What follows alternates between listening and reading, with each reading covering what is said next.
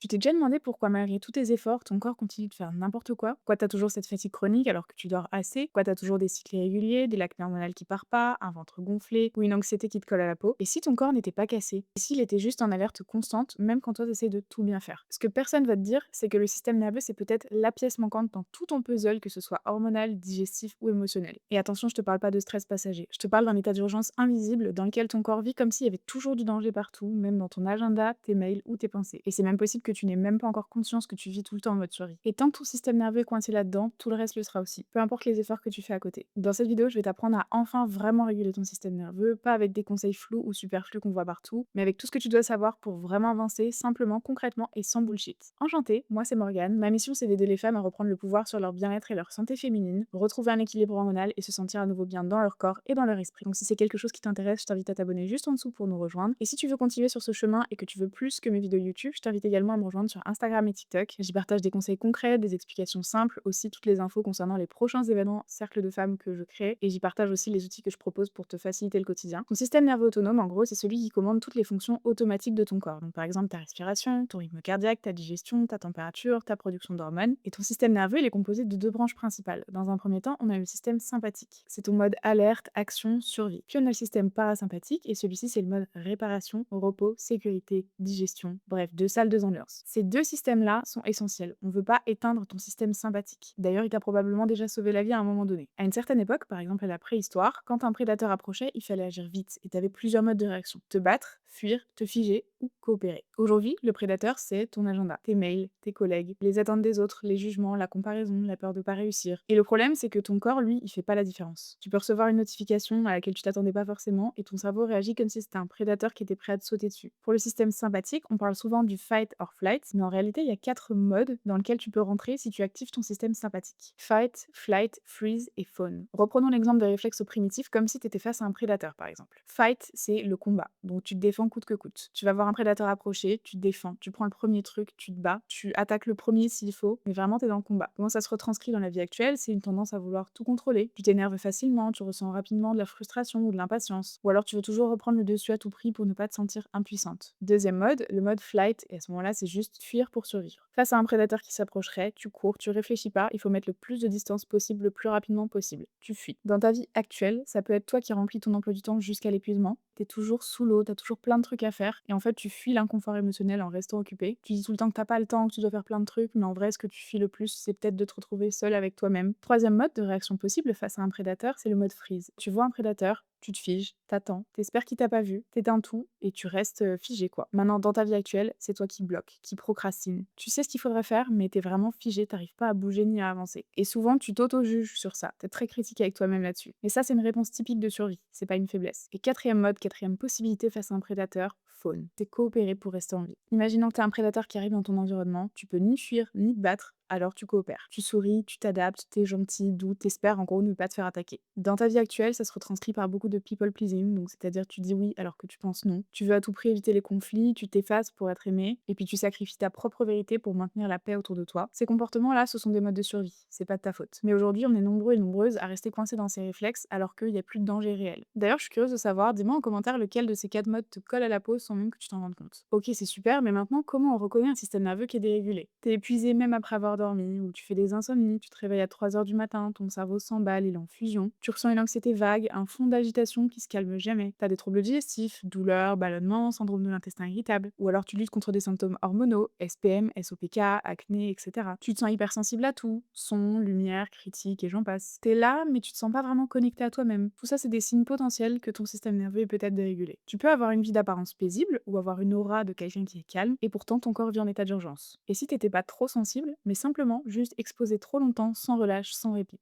Sur les réseaux, tu vas souvent entendre mets de la lumière rouge, va prendre un bain, marche en nature, fais du journaling. Et c'est vrai, c'est des gestes qui sont précieux, qui envoient un micro-signal de sécurité à ton cerveau. Donc je vais pas dire que c'est du bullshit. Mais si ton système nerveux il est profondément dérégulé, malheureusement ça va pas suffire. C'est vraiment comme mettre une couverture sur un feu sans vraiment éteindre les braises. C'est pour ça que nous on va vraiment aller plus loin. Je vais te parler des micro-habitudes qui sont importantes, qui font du bien, mais surtout du travail de fond qui change tout. Maintenant tu me poses la question, ok Morgane, mais comment on régule son système nerveux? Et ta question est légitime. Et tu sais quoi, ça m'étonne pas que tu la poses. Pourquoi? Parce qu'un système nerveux dérégulé, c'est exactement exactement ce dont il a besoin. D'un plan clair, d'un process avec des étapes, des actions. Tout ce qui va être structuré avec un plan précis, ça va être rassurant pour ton système nerveux qui est dérégulé. Et du coup, à l'inverse, quand ton système nerveux est dérégulé, tout ce qui va être flou, un peu incertain, ça va être perçu comme une menace. Concrètement, lui, il va penser qu'est-ce qu'on fait, par quoi on commence, quel est le prochain step. Et dès que tu commences à lui donner une structure claire, un fil rouge, c'est seulement là qu'il commence à se relâcher. Je vous donne un exemple, c'est comme quand tu sors d'une relation toxique et tu découvres une relation saine. Au début, tu mets du temps à t'ouvrir et une fois que t'es bien, que tu sens que t'es en sécurité avec cette personne, tu t'épanouis, tu lâches prise. Parfois, t'es même un peu plus la tête en l'air parce que justement, tu lâches, tu libères, tu te prends moins la tête. Pourquoi? Parce que tu sais que t'es en sécurité dans cette relation et du coup, t'es relax. Et l'idée là, ça va être de recréer cette sensation de clarté et de sécurité avec toi-même. Et c'est ce qu'on va faire maintenant. Quand t'es stressé, ton corps libère certaines hormones pour te faire réagir. C'est utile, c'est vital. Notamment quelques-unes comme l'adrénaline, la noradrénaline ou le cortisol. Le problème, c'est que quand ton cortisol reste élevé sur une longue période en continu, ça dérègle tout. Ça bloque l'ovulation, ça ralentit la digestion, ça favorise le stockage de la graisse abdominale, ça bloque du coup la perte de poids, ça perturbe ton sommeil, ta libido, ça augmente ton anxiété, etc.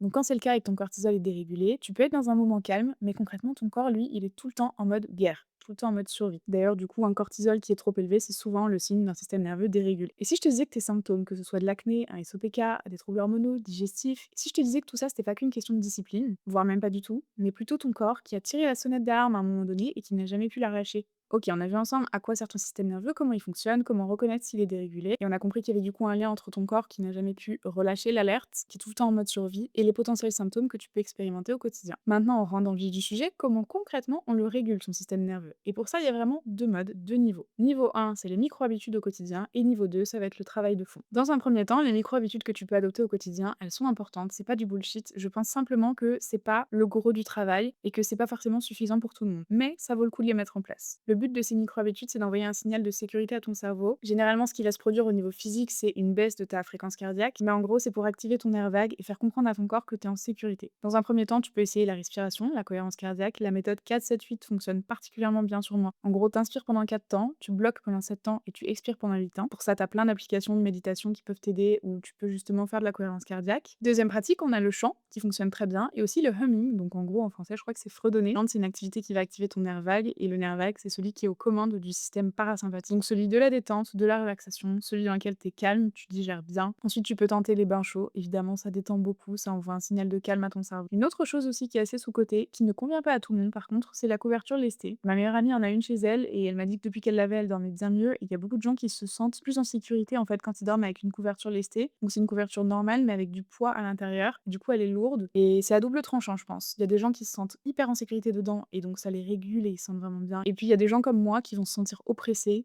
Et du coup, voilà, je pense que c'est un truc à tester, sachant que c'est pas donné quand même. Il y a le fait d'aller marcher en nature, marcher pieds nus dans l'herbe, en vrai, c'est le truc le mieux. En anglais, ils appellent ça le grounding, mais en gros, se connecter à la terre. Autre chose que tu peux tester, j'avoue, faut que je me renseigne sur le sujet parce que ça m'intéresse beaucoup, mais j'ai pas testé de moi-même, c'est le tapping UFT. Donc en gros, tu viens taper à certains endroits pendant que, il me semble, tu te répètes des trucs. Et c'est une des pratiques les plus recommandées par tous ceux qui sont dans la sphère de la neuroscience pour reprogrammer son système nerveux. Donc très intéressant d'aller creuser ça. Et dernière micro-habitude que tu peux faire au quotidien pour réguler ton système nerveux, c'est le journaling, notamment pratiquer la gratitude, genre tous les soirs, tu vas te forcer à trouver 3 choses dans ta journée pour lesquelles tu es reconnaissante et qui sont positives. Comme ça, même les jours où t'as pas l'impression que tu as passé une journée de ouf, tu reprogrammes ton cerveau à aller chercher les infos positives. Et si 5 minutes par jour d'une de ces habitudes pouvaient changer la manière dont tu vis tes journées, pouvait reprogrammer petit à petit ton système nerveux. Maintenant, on passe à la deuxième catégorie, le travail de fond, qui généralement se fait sur du plus long terme. Déjà, tu vas avoir tout ce qui est thérapie, psychothérapie, psychologue, énergéticien, magnétiseuse, tu prends ce qui te plaît. Vraiment, chacun ses goûts. Mais il y a deux pratiques qui sont notamment réputées pour reprogrammer le système nerveux, c'est l'IFS, donc ça c'est Internal Family System, je crois. C'est une approche thérapeutique qui part du principe qu'on est tous composés de plusieurs parts. Par exemple, une part blessée, une part perfectionniste, une part qui s'auto-sabote, une part protectrice. Et que toutes ces parts-là, elles ont qu'une seule intention, te protéger depuis le début de ta naissance. Et le but de l'IFS, du coup, c'est pas de supprimer ces parts, mais c'est d'apprendre à les comprendre, les écouter et les réintégrer correctement.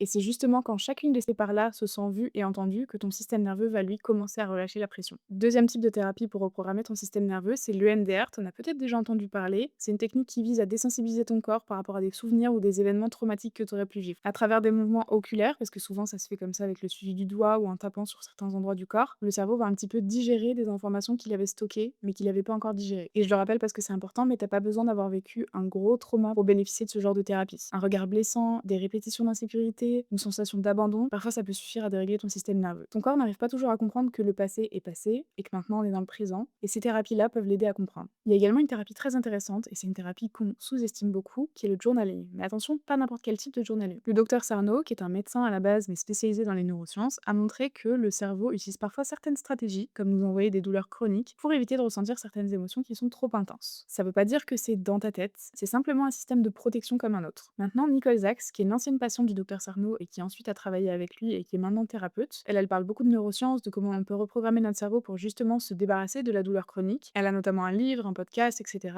Et dans son livre, elle développe sa technique du journal speak. C'est une technique qui a pour but de libérer le système nerveux en écrivant, en faisant du journaling, mais en écrivant sur tes émotions de façon hyper honnête, vraiment brute. Ce qu'elle propose, c'est que tu écrives chaque jour de façon crue, vraiment brute, sans filtre, sans te censurer. De toute façon, il n'y a que toi qui le lis et tu le détruis après. Tu laisses sortir ce que tu ressens vraiment, pas ce que tu penses qui devrait être écrit sur ce journal. Et ensuite, tu poursuis avec 10 minutes de méditation pour sortir de cet état-là avant de retourner dans ta vie du quotidien. Et donc, ça te fait 30 minutes par jour de pratique quotidienne pour réguler ton système nerveux. D'ailleurs, son livre, c'est Mind Your Body. Il existe aussi en version audio sur Spotify. Il a également un podcast qui est gratuit sur Spotify qui s'appelle The Cure for Chronic Pain, dans lequel elle échange avec des anciennes patientes qui se sont justement libérées de la douleur chronique, que ce soit des douleurs pelviennes, un syndrome de l'intestin irritable, parfois des problèmes de peau, de digestion, de l'anxiété, des migraines chroniques, etc. Ce qu'elle explique dans son livre Mind Your Body, c'est qu'au début, cette pratique, elle peut engendrer quelque chose qu'on appelle la résistance. Et j'en ai personnellement fait les frais, mais c'est normal. Pour vous donner un exemple, ça fait quelques temps maintenant que j'ai commencé à faire le journal speak, et j'ai rencontré de la résistance à un moment donné. C'est la première fois que j'ai fait du journal speak, la première fois que j'ai écrit de manière hyper brute en suivant ses recommandations. À ce moment-là, j'ai écrit sur une frustration que j'avais depuis des mois, mais que je m'auto-censurais, c'est-à-dire que j'avais honte de ressentir ces choses-là, j'avais honte d'être frustrée pour ça parce que je sentais que j'avais pas le droit, et j'ai écrit dessus,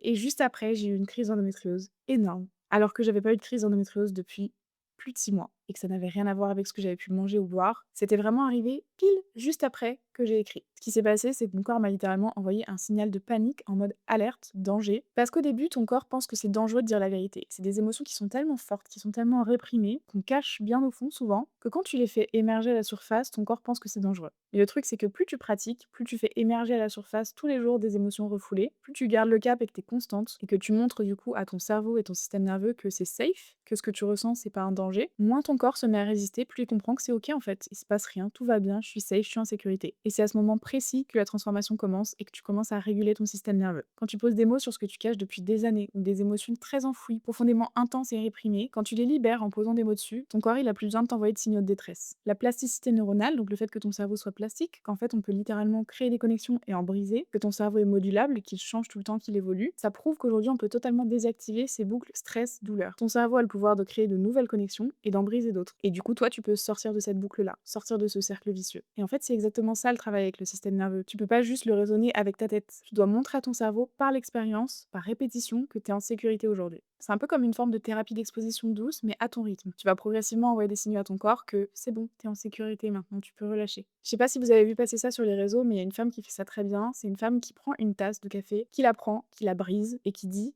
écoute, personne ne crie, tout va bien, t'es en sécurité. Ou alors elle va faire la même chose en renversant sa tasse de café sur un tapis blanc. Tout le monde serait un petit peu paniqué en se disant mais oh là là, qu'est-ce qu'elle a fait? Ça va être super dur, ça va pas partir. Et elle est en mode it's okay, tout va bien, personne ne crie, c'est pas grave, j'ai juste renversé du café, tout va bien. Ça, c'est un peu de la désensibilisation, tu vois. J'aime bien regarder ce genre de vidéos perso. Et en fait, ça, c'est exactement ce que tu fais avec le journaling émotionnel ou toute pratique de régulation. Tu rééduques ton corps à répondre autrement. Un autre exemple que j'adore, parfois à un certain moment de ta vie, t'es très effrayé par la moindre petite bête qui te monte dessus quand tu te balades en forêt ou la moindre araignée que tu vas trouver dans ta chambre. Au début, chaque petite bête, chaque insecte te fait sursauter. Pourquoi? Parce que tu connais pas et tu crois qu'il y a un danger partout. Mais à force de voir ces insectes sans qu'il se passe jamais rien, tu commences à respirer, tu les vois, t'as un insecte qui se pose sur toi quand tu te balades en forêt, tu le vois, tu le remarques, tu l'accueilles, mais tu réagis plus comme avant. En fait, t'es plus en alerte, t'es juste calme. C'est un non-sujet, c'est un événement, hop, tu prends l'insecte, tu l'enlèves. Il y a plus toute cette réaction. Et c'est là que le système nerveux se transforme vraiment. Pas quand tu lis une info, mais c'est quand tu vis une expérience différente et que tu reprogrammes ton cerveau à ne pas réagir à chaque fois.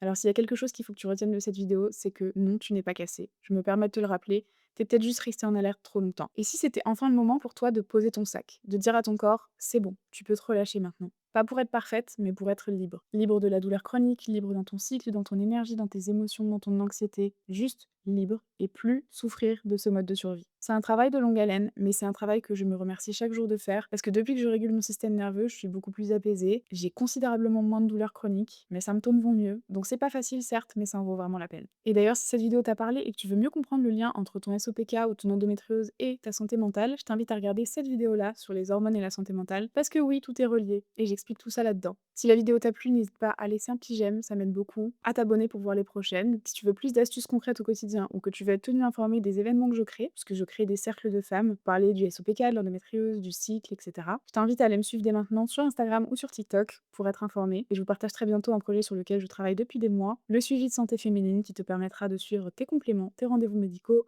ton cycle féminin, tes symptômes et j'en passe. Ce sera vraiment votre allié du quotidien, donc j'ai vraiment très très hâte de vous le proposer. Merci à toutes celles qui prennent le temps d'aimer, de commenter et de rester toujours jusqu'à la fin. Je vous fais des gros bisous et je vous dis à très bientôt.